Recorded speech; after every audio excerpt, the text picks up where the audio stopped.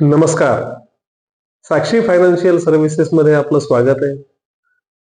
कर्ज मंजूर करताना बँक अथवा फायनान्स कंपन्या व्यावसायिक ग्राहकाला ITR आणि बॅलन्स शीट मागते आणि नोकरदार ग्राहकाला सॅलरी सर्टिफिकेट आणि फॉर्म नंबर 16 मागते.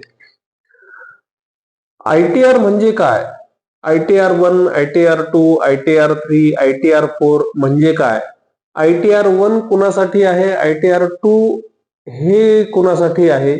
ITR 3 हा कुणासाठी असतो आणि ITR 4 हा कुणासाठी असतो हे आपण मागच्या भागात बघितलं. आज आपण फॉर्म नंबर 16 विषयी माहिती पाहू.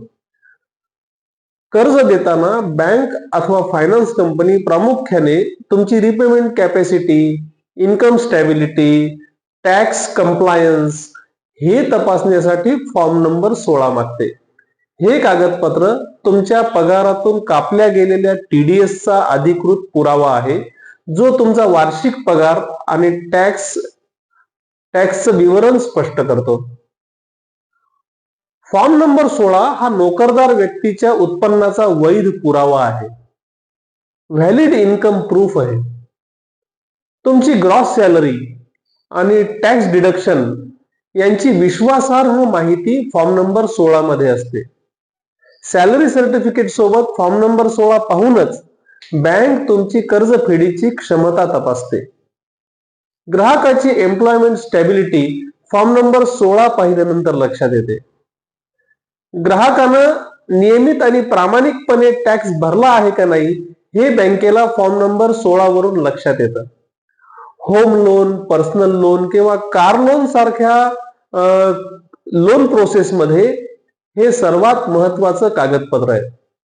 थोडक्यात सांगायचं तर फॉर्म नंबर 16 हा आर्थिक आरोग्याचा दाखला आहे, जो बँकेला कर्ज देण्याचा निर्णय घेण्यास मदत करतो.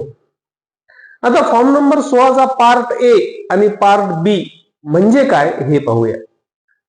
फॉर्म नंबर 16च्या पार्ट A मध्ये TDS म्हणजे टॅक्स डिडक्टेड ऍट सोर्स आणि सरकारकडे जमा केलेल्या कराची माहिती असते, ज्यात एम्प्लॉयर आणि एम्प्लॉई यांचे डिटेल्स म्हणजे एम्प्लॉयर आणि एम्प्लॉई यांचं नाव, पत्ता, PAN number, TAN number, financial year, assessment year, नोकरीच्या कालावधीचा तपशील आणि टॅक्स जमा केल्याची तारीख असते.